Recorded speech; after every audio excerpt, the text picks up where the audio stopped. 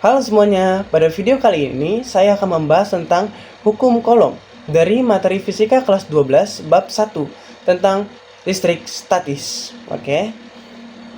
Langsung saja kita ke penjelasan awalnya. Apa itu gaya listrik? Gaya listrik adalah interaksi yang terjadi antara dua benda yang bermuatan listrik. Seperti yang kita tahu, benda bermuatan listrik itu memiliki dua jenis, yaitu ada yang positif dan juga ada yang negatif. Nah, misalnya di sini saya punya dua benda bermuatan. Ini benda yang satu, ya benda yang dua. Di sini benda bermuatan itu dilambangkan sebagai Ki, jadi Ki1 dan Ki2. Nah, apabila Ki1 dan Ki2 memiliki jenis yang sama, baik itu plus-plus maupun minus-minus, maka interaksi yang terjadi di antara keduanya adalah saling tolak-menolak. Sementara itu, jika muatannya itu memiliki jenis yang sama, misal plus dengan minus, dan berjarak sejauh R, maka interaksi yang terjadi adalah saling tarik-menarik.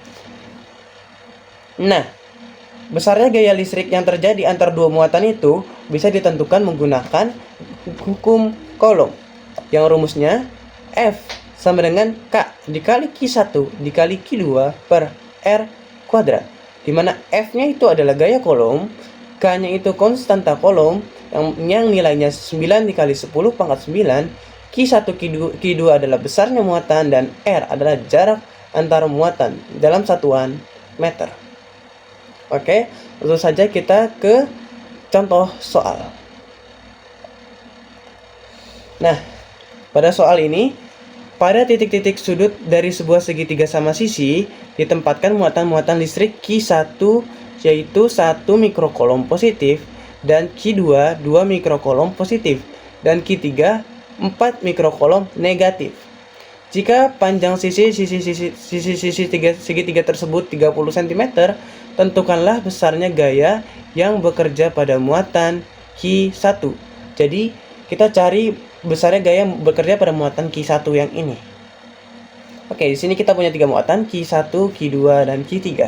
Nah, sebelumnya perlu diingat bahwa gaya Coulomb itu merupakan besaran vektor. Sehingga jika jumlah gayanya lebih dari 1, maka harus kita jumlahkan menggunakan aturan vektor. Kalau di sini saya punya Q1, Q2, dan Q3. Yang kita tanyakan yaitu besar gaya yang bekerja pada muatan Q1. Q1 positif, Q2-nya juga positif, maka interaksi yang terjadi di antara keduanya adalah saling tolak-menolak, yang arahnya itu adalah, arahnya itu ke sebelah kiri Q1, yang saya lambangkan di sini F12, atau yang artinya muatan yang gaya yang terjadi pada muatan Q1 akibat dari muatan Q2. Seterusnya, Q1 itu positif, Q3 itu negatif.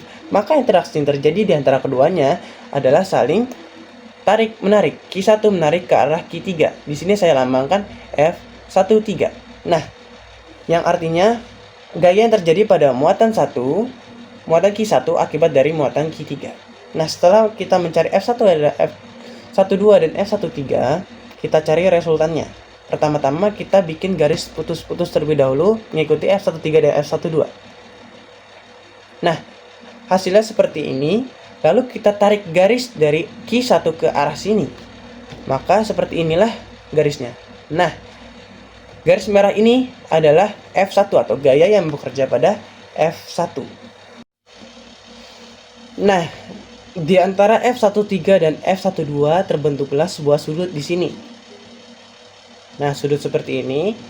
Nah, seperti kita tahu, total dari seluruh sudut segitiga itu adalah 180 derajat. Sehingga pada masing-masing sudut ini pasti sudah tentu 60 derajat.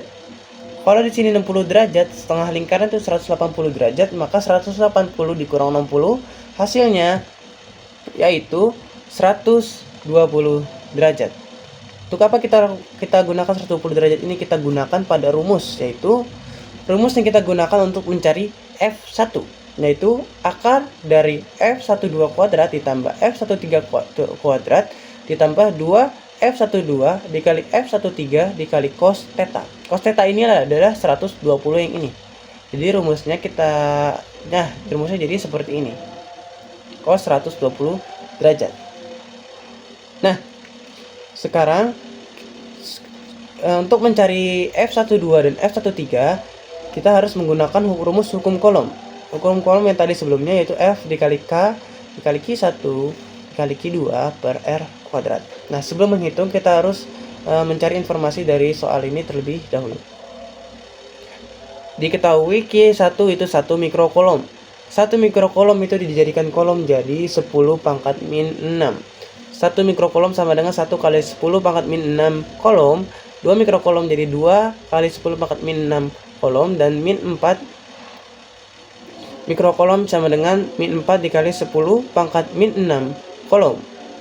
Panjang segitiganya itu 30 cm. 30 cm kita ubah ke meter jadi 30 dikali 10 pangkat min 2 meter. Dan konstanta kolomnya itu 9 dikali 10 pangkat 9. Oke, langsung saja kita cari F12. F12 itu kita masukkan K-nya. K 9 dikali 10 pangkat 9. Q1 1 dikali 10 pangkat min 6. Q2 2 dikali 10 pangkat min 6 per R kuadrat. R-nya itu 30 dikali 10 min 6 dikuadratkan. Nah, langsung saja kita hitung. Jadinya nih 1 dikali 2 tetap 2. Min 10 pangkat min 6 di sini 10 pangkat min 6. Pangkat kalau dikali pangkat itu jadi ditambah. Jadi min 6 ditambah min 6 jadi min 12. Nah, setelah hasilnya seperti ini kita mudahkan saja. 2 0 di belakang sini kita coret dengan min 4 yang hasilnya nanti jadi min 4-nya berubah jadi min 2 karena kita menyumbang 100. Maksudnya 9 kita coret juga seret sehingga 9-nya habis. Jadi yang tersisa tinggal 2, 10 pangkat 9, 10 pangkat min 12 dan 10 pangkat min 2. 10 pangkat 9 dikurang 10 pangkat min 2 itu 10 pangkat min 3. Di sini 10 pangkat min 2, min 2-nya kita naikkan ke atas. 10 pangkat min 3 ditambah 10 pangkat min 2, hasilnya ada 10 pangkat min 1. Jadi hasilnya 2 dikali 10 pangkat min 1 Newton. Itulah F12. Secara mencari F12 kita cari F13. F13 konstantanya 9 dikali 10 pangkat 9. Q1-nya 1 dikali 10 pangkat min 6. Nah, kalau F13 itu menggunakan Q3. Jadi tidak menggunakan Q2 tapi menggunakan Q3. Q3 4 dikali 10 pangkat min 6. Nah, kenapa di sini minus, di sini dipakai plus?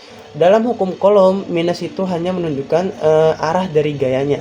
Jadi dalam perhitungannya sebenarnya minusnya itu tidak usah dihitung.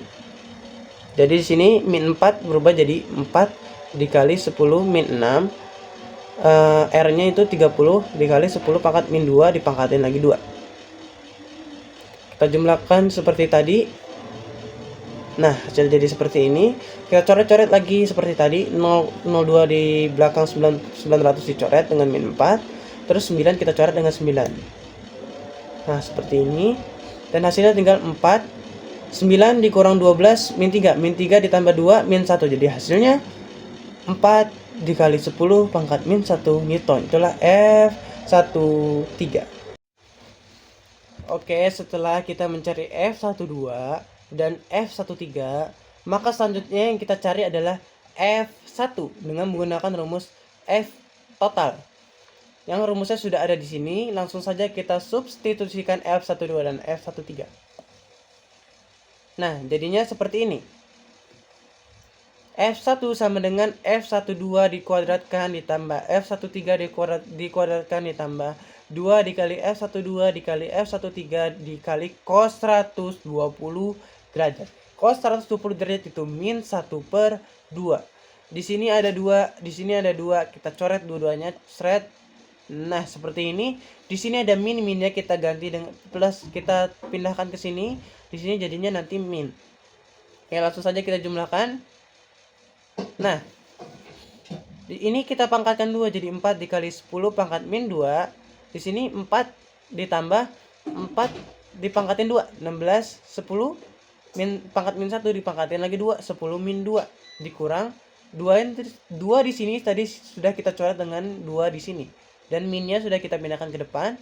Jadi tinggal 2 ini 4 kali 2 8, 10 min 1 dikali 10 min 1 hasilnya 10 pangkat min 2.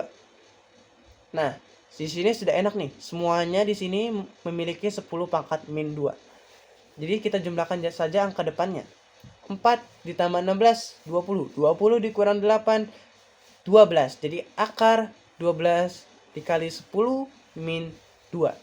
Seperti kita tahu 12 itu masih bisa dipecahkan lagi. 12 itu 4 dikali 3. 4 itu bisa diakarin jadi 2. Jadi dan 10 min 2 ini juga bisa kita pecahin. Jadi kita keluarkan dari akar menjadi 10 pangkat min 1. Jadi hasil akhirnya seperti ini. F1 sama dengan 2 akar 3 dikali 10 pangkat min 1. Atau lebih hasilnya akhir lagi 10 pangkat min 1 dikalikan 2. Jadi hasil akhirnya adalah F1 sama dengan 0,2 akar 3 Newton. Itulah hasil akhir dari soal kali ini. Oke, terima kasih untuk teman-teman semua yang sudah menonton.